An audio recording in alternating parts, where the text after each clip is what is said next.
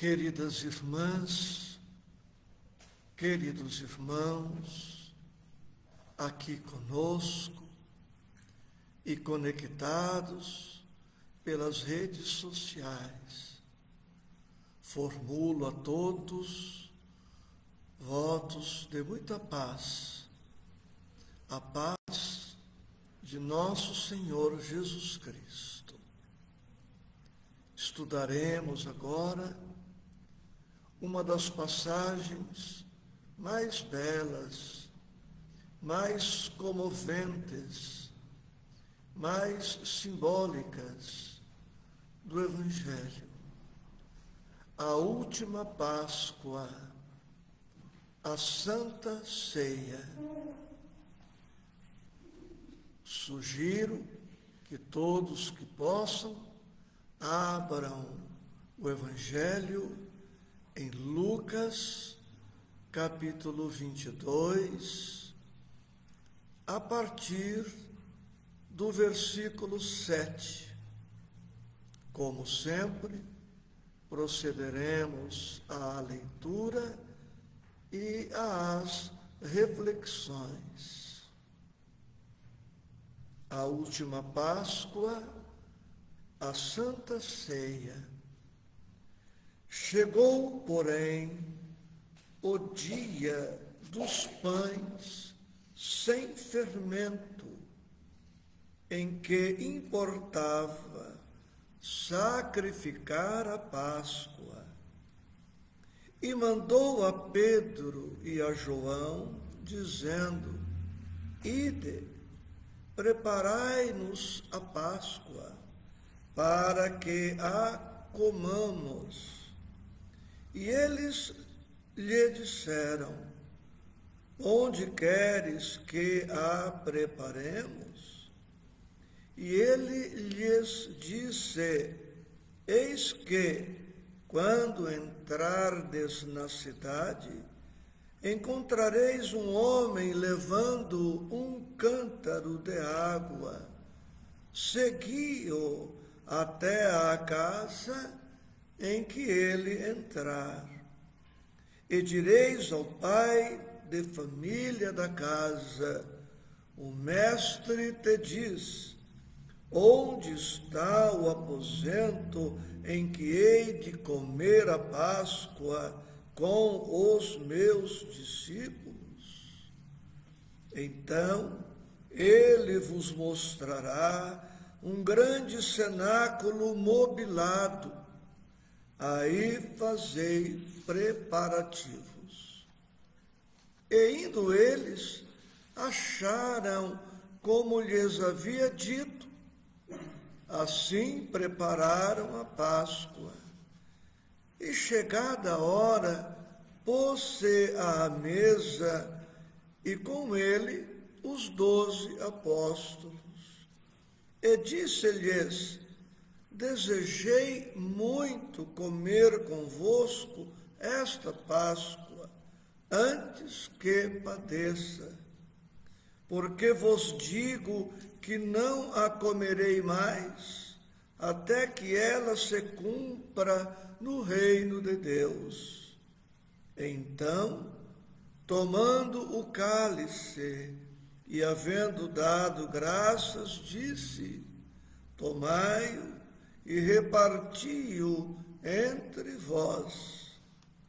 Porque vos digo que já não beberei do fruto da vide, até que venha o reino de Deus.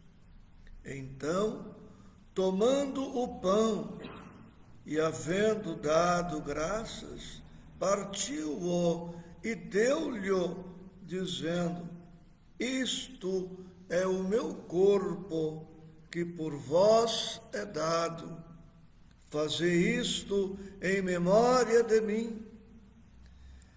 Semelhantemente, tomou o cálice depois da ceia, dizendo: Este cálice é o novo testamento no meu sangue, que é derramado por vós. Mas eis que a mão do que me trai está comigo à mesa. E, na verdade, o Filho do Homem vai, segundo o que está determinado. Mas ai daquele homem por quem é traído. E começaram a perguntar entre si qual deles seria o que havia de fazer isto. Texto belíssimo, riquíssimo, poético, simbólico, com muitas mensagens, muitos pontos a serem estudados, meditados. Mas o nosso tempo é escasso, é curto, e não alimentamos o propósito de a tudo explorar, apenas alguns fragmentos. Nós não fazemos nenhum esforço para esquecer as criaturas que amamos, e até tudo fazemos para que os amados permaneçam em nossas vidas, em nossas memórias, em nossas lembranças. E também gostaríamos que os nossos amados não nos esquecessem, que nós continuássemos vivos no seu amor, na sua memória, na sua lembrança e na sua vida. E com Jesus, vemos no texto que o sentimento não é diferente. O título do nosso estudo é A Última Páscoa. Com certeza, Jesus participara de todas as Páscoas em que estivera na terra, porque a sua personalidade, com o nome Jesus, era judia. Jesus era judeu e respeitava as boas tradições. E a Páscoa, comemorando a libertação do povo hebreu do jugo egípcio, era uma destas cerimônias, celebrações inesquecíveis, sempre vivas no afeto, na gratidão, na memória dos hebreus. E Jesus não tinha motivos para não celebrar a Páscoa. E ele estava ciente de que aquela era, estando ele encarnado, a sua última Páscoa.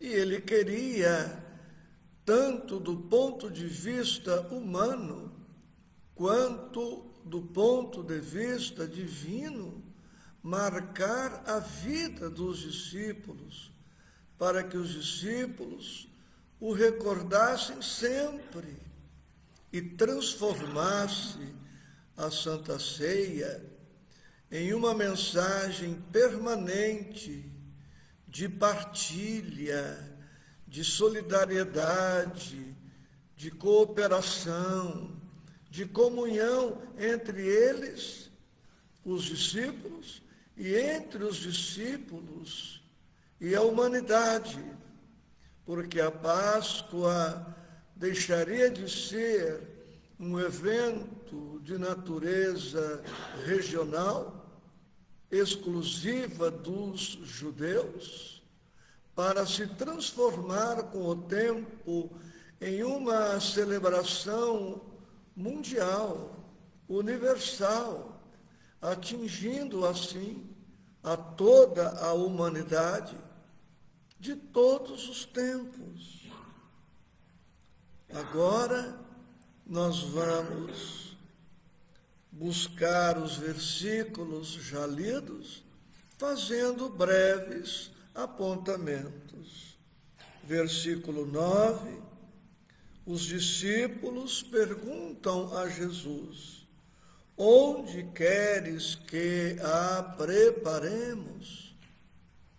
Depois de 3 anos de convivência intensa, em que pese as deficiências humanas compreensíveis, os discípulos já estavam mais humildes, mais obedientes e simplesmente estavam dispostos a cumprir a determinação do Mestre sem muitas indagações, sem questionamentos, sem polêmicas.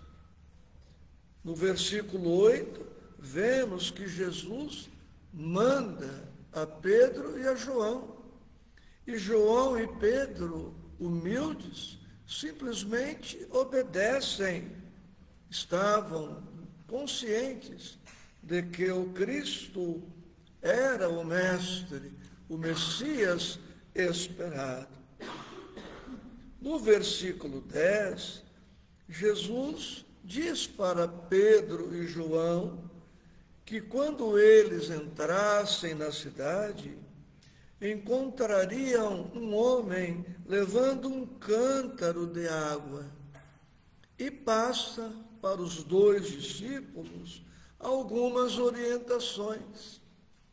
O que quero destacar aqui agora é que Jesus tinha uma visão à distância e antecipada das coisas. Podemos dizer que se trata de premonição, mas pressentimento, mas não vamos ficar presos a isto. O fato essencial é que a visão do Cristo se dilatava, na verdade, ao infinito, sendo ele o Cristo de Deus. No versículo 12, temos que o homem mostraria para os discípulos um cenáculo mobilado ou mobiliado. E Jesus diz para os discípulos: aí fazei preparativos. Gostaria de recomendar a todos, a todas, a leitura do capítulo 144 do livro Pão Nosso, de Emmanuel e Chico, fazei preparativos. Na passagem, ora estudada, os preparativos seriam de ordem material, no cenáculo indicado pelo dono do imóvel. Mas Emmanuel nos chama a atenção para a necessidade de não só fazermos preparativos externos quando formos celebrar algum acontecimento, como também fazermos preparativos no coração, na mente, na alma, na vida.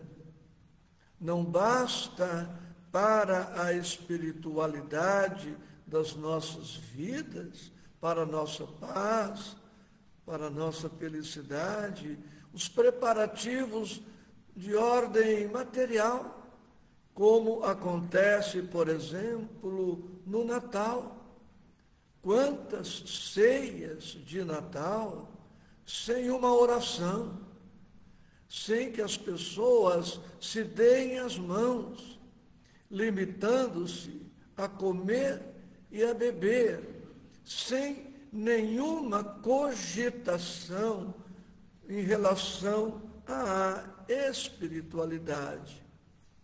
E Emmanuel escreve para nós: aquele cenáculo mobilado a que se referiu Jesus é perfeito símbolo do aposento interno da alma.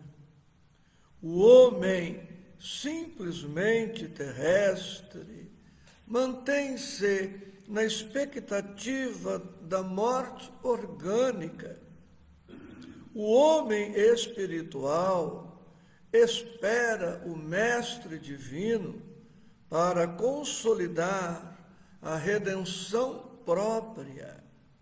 Não abandoneis, portanto, o cenáculo da fé, e aí dentro fazei preparativos em constante ascensão. A criatura comum, vulgar, fisiológica, se satisfaz com os preparativos de natureza material, preparando então a alimentação, a bebida, a mesa, a toalha, os talheres, como se isto tudo bastasse. Mas o cristão sublima estas celebrações. O cristão sabe que precisa transcender e que, mais importante que o cenáculo físico, que o aspecto físico da celebração, está o aspecto espiritual, o sentimento, a alma. Por esta razão, nos feriados em que celebramos o calendário religioso, importante o jejum espiritual, a seleção dos temas, a escolha dos assuntos, das conversações, o silêncio, a meditação, o recolhimento, a contemplação, uma boa leitura, a prece, a busca, enfim, da espiritualidade, para que o evento físico seja apenas um detalhe, para que a gente aprenda gradativamente a enfatizar os aspectos espirituais da religião que abraçamos, para que não sejamos crentes burocratas, formalistas, meros repetidores de rituais, de gestos, para que a nossa alma crie condições para que o Cristo nos penetre e permaneça em nós. Versículo 14. E chegada a hora, pôs-se à mesa, e com ele os 12 apóstolos. Lendo-se Mateus, Marcos, Lucas e João, encontramos muitas cenas de mesa. Jesus nos sugere que façamos isto também. Hoje, em função da vida agitada, da sobrecarga de compromissos, as famílias raramente se reúnem em torno da mesa. Se não for possível tantas vezes durante a semana, reservemos pelo menos um dia da semana, quanto possível, para que estejamos todos em torno da mesa. Porque em torno da mesa, preparando-nos para o atendimento às nossas necessidades orgânicas, temos um ensejo abençoado de também atender às necessidades emocionais.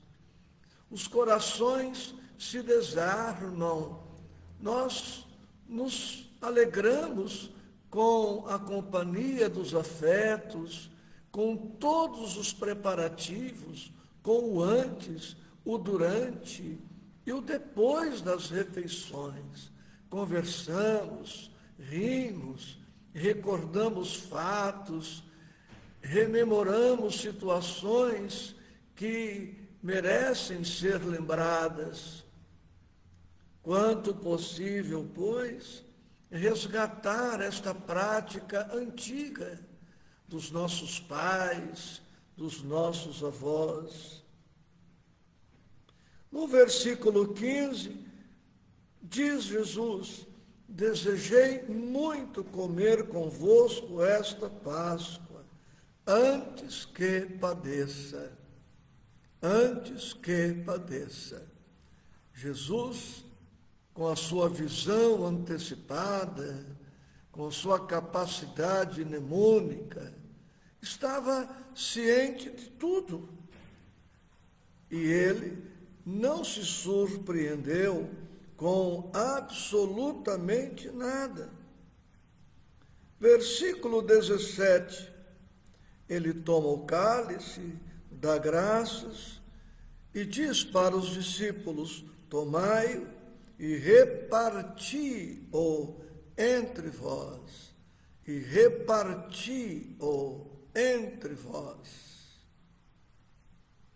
Os discípulos do Mestre vão aprendendo, vão consolidando o aprendizado e a prática de que necessita compartilhar tudo com todos, compartilhar das dores dos seus irmãos de humanidade e compartilhar também das suas alegrias. Nada é exclusivamente nosso. Criatura humana alguma deve se considerar uma ilha separada das demais, isolada das demais. Precisamos conviver, precisamos compartilhar, chorar com os que choram e sorrir com os que sorriem, compartilhando assim da vida dos nossos irmãos de humanidade, porque é na partilha que tudo fará sentido. No versículo 19, ele toma o pão, parte o pão, agradece e compartilha com os discípulos e recomenda: fazei isto em memória de mim. Fazei isto em memória de mim. Sempre me emocionei muito com esta passagem, especialmente com esta recomendação. Jesus não queria ser esquecido.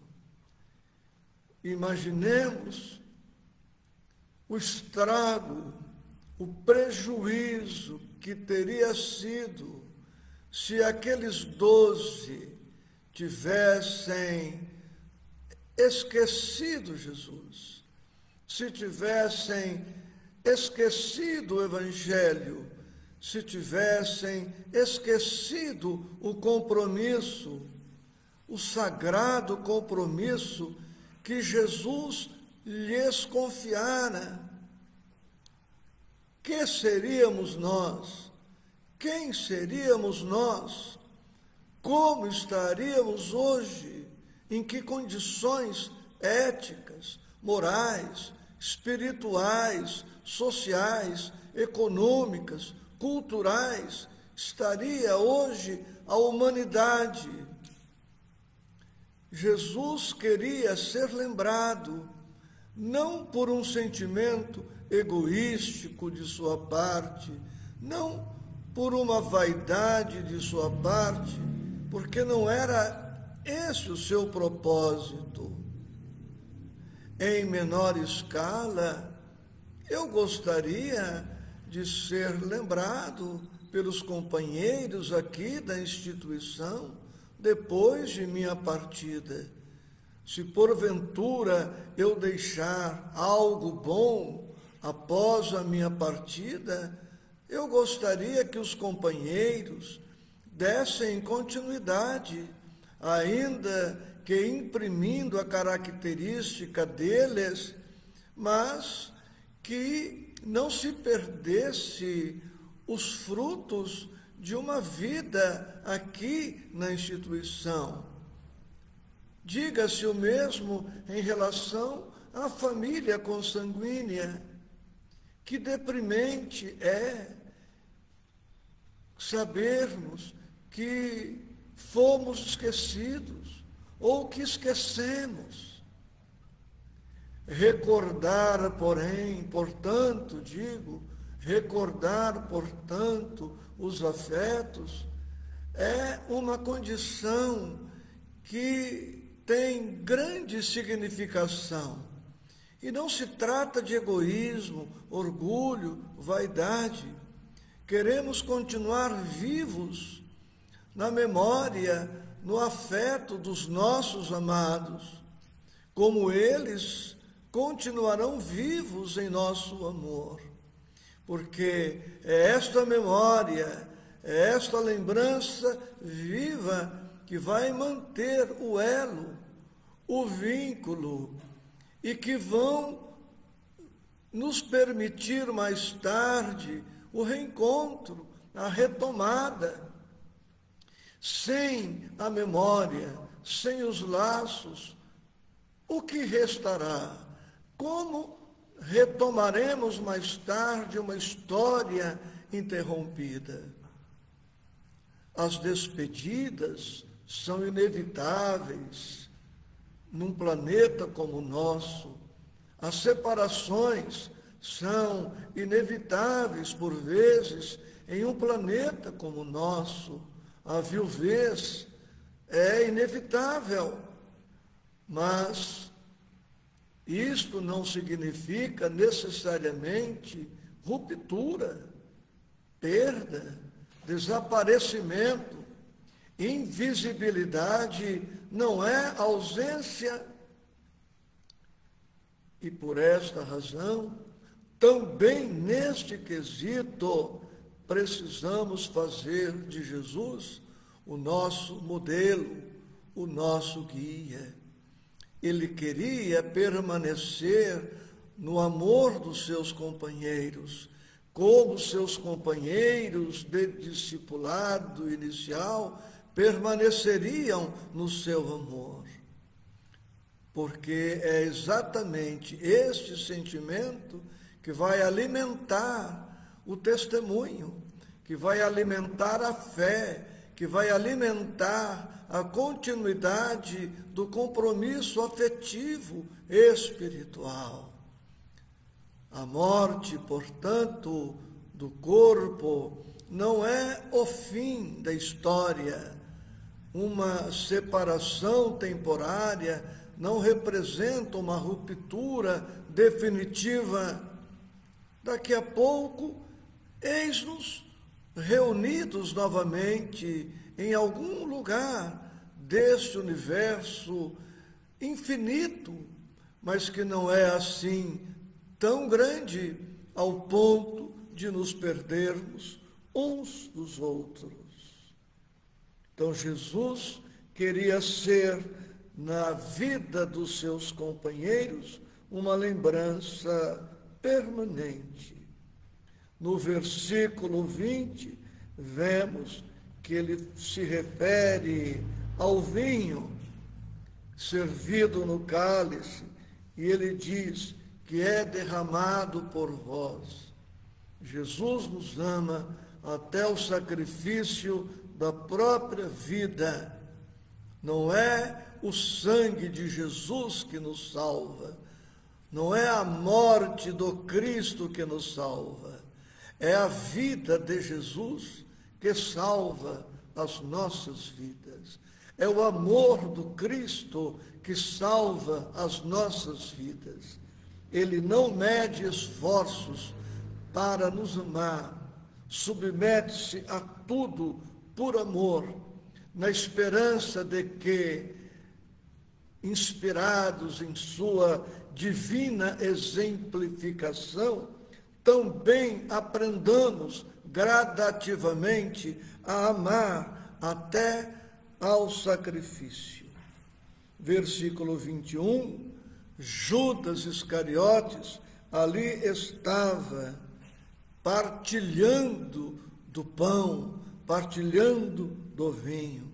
Jesus não excluiu o discípulo perturbado daquele momento histórico marcante.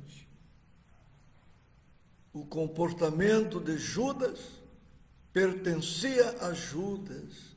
Jesus não se modifica, Jesus não modifica o seu modo de ser em razão da mudança que se operou no discípulo infeliz. Isto também é material para nós. O comportamento do outro pertence ao outro. Quanto a nós, continuaremos sendo quem somos, amando quanto nos é possível, empenhando-nos para que a modificação do outro não represente modificação em nós.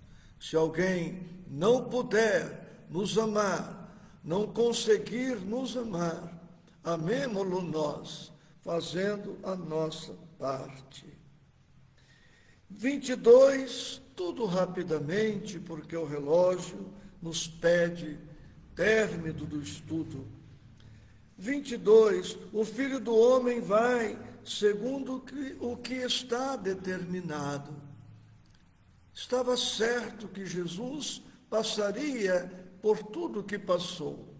Não havia necessidade de Judas comprometer-se como o fez.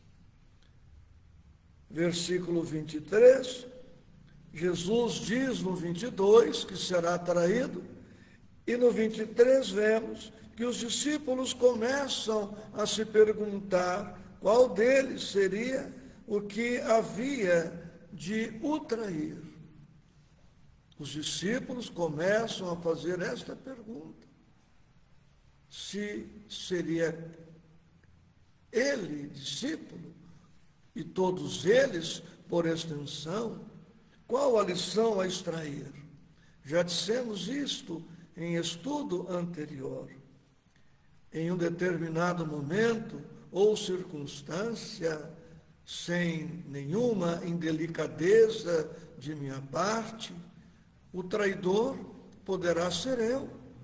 O traidor ou a traidora poderá ser você. Os traidores poderão ser nós mesmos, que nos afirmamos tão dedicados ao Mestre. O que implica dizer que, quanto a nós, vigilância e oração, para que não venhamos a perder esta bendita oportunidade reencarnatória. Peço perdão pela singeleza do nosso trabalho e apresento a todas, a todos, a minha gratidão com votos de renovada paz em Cristo Jesus.